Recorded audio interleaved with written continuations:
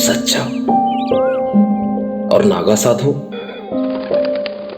कौन होते हैं ये लोग, और कुंभ मेले में स्नान के बाद कहां गायब हो जाते हैं? एक अनसुलझी, एक अबूझ पहेली, निर्वस्त्र निर्गुण मदमस्त फकीर, मोह पाश हो या हो माया, बांध न पाई कोई लकीर। कांधे टांग कमंडल धुनी रमाए, हाथ बांधे त्रिशूल गंगा की हर बूंद में समाए।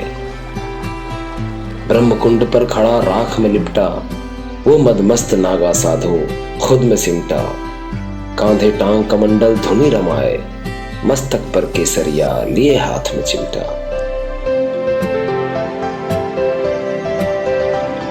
नागा साधुओं से रिश्ता बचपन से ही रहा है।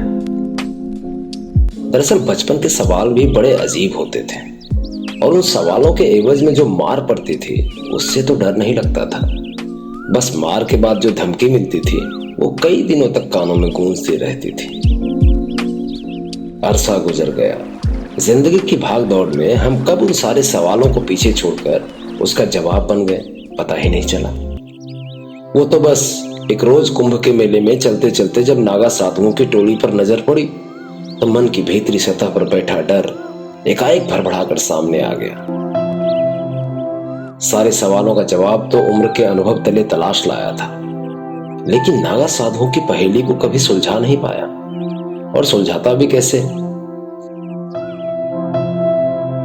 अम्मा कहती थी, नागा साधु तो खुद ही अनसुलझी पहेली होते हैं।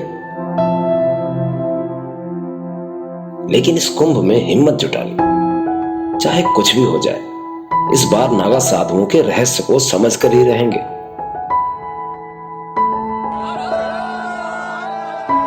हर हर महादेव के नारों की गूंज के साथ गंगा घाट में डुबकी लगाई, और फिर मलाना की बूटी की तलाश में घुस गया साधुओं की टोली।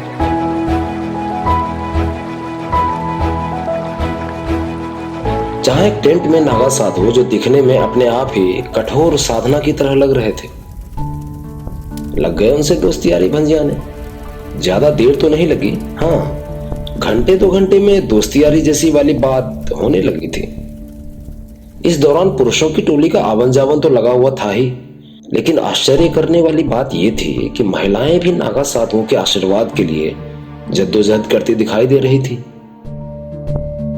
मुझे क्या, मुझे तो बस इतना जानना था कि आप हैं कौन, और बदन पर लिबास क्यों नहीं पहनते हैं। सवाल 1, अगर नागा साधु दोस्त बन जाए तो फिर कई जवाब मिलना तो आदतन हो जाता है। शिव और अग्नि का ऐसा स्वरूप जो सच्चाई के धरातल से कहीं और कोसों ऊपर। तो शुरू से शुरुआत करते हैं। दरअसल अर्धकुंभ, महाकुंभ और सिंहस्थ के दौरान नागा साधु को संत समाज के 13 अखाड़ों में से 7 जूना, महानिर्वाणी, निरंजनी, अटल, अग्नि, आनंद और आवाहन अखाड़े ही उन्हें नागा बनाते हैं। नागा साधुओं के लिए सबसे पहले ब्रह्मचर्य की दीक्षा दी जाती है, जिसके बाद उन्हें 3 साल तक अपने गुरुओं की सेवा करना होता है। वहां से उसे धर्म, दर्शन और कर्म कांड आदि को समझना होता है। इस परीक्षा को पास करने के बाद महापुरुष बनाने की दीक्षा प्रारंभ होती है, जो बरसों तक चलती रहती है। कुंभ के दौरान इन्हें सन्यासी से महापुरुष बनाया जाता है।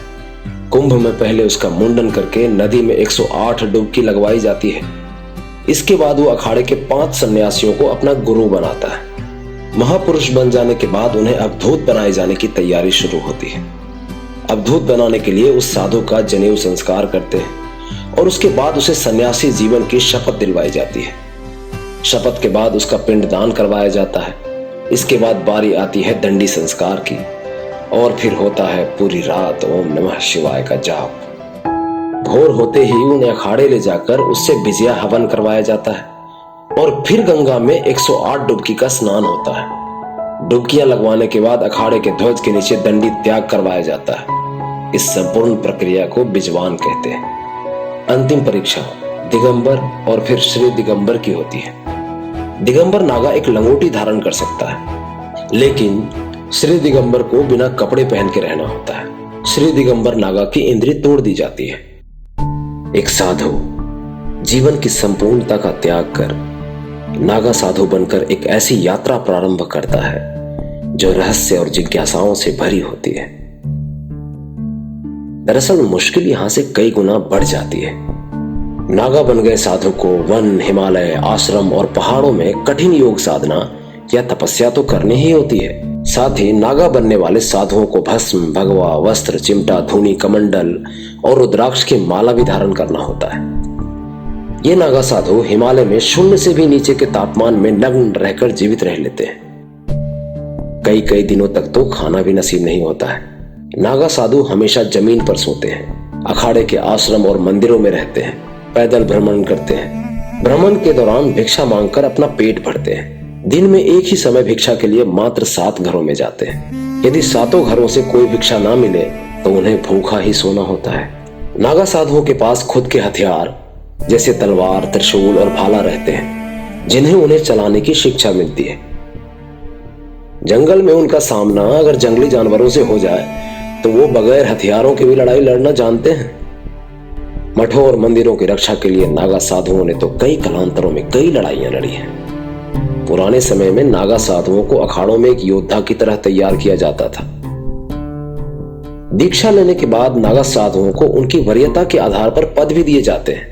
कोतवाल, बड़ा कोतवाल, पुजारी, भंडारी, कोठारी, बड़ा कोठारी, महंत और सचिव उनके पद होते हैं। मूलतः नागा साधु के बाद महंत, श्री महंत, जमतिया महंत, थानापति महंत, पी महंत, दिगंबर श्री, महामंडलेश्वर और आचार्य महामंडलेश्वर पद होते हैं। 4 आध्यात्मिक पद भी होते हैं, कुटीचक, बहुदक, हंस और सबसे बड़ा परमहंस। नागाओं में परमहंस सर्वश्रेष्ठ माने जाते हैं। इसके अलावा नागाओं में अवघड़ी, अवधूत, महंत, कापालिक, शमशानी भी होते हैं। प्रयाग में महाकुंभ में दीक्षा लेने वालों को नागा, उज्जैन में दीक्षा लेने वालों को खूनी नागा, हरिद्वार में दीक्षा लेने वालों को बर्फानी और नासिक में दीक्षा लेने वाले खिचड़िया नागा कहलाते हैं।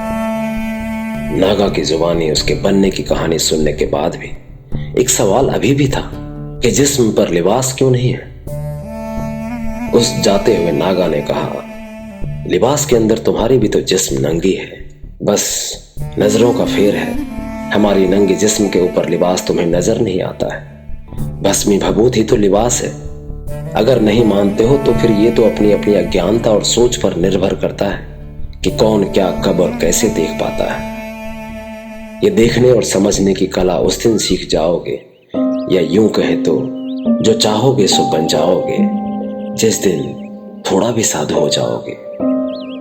बस इतनी सी कहानी थी।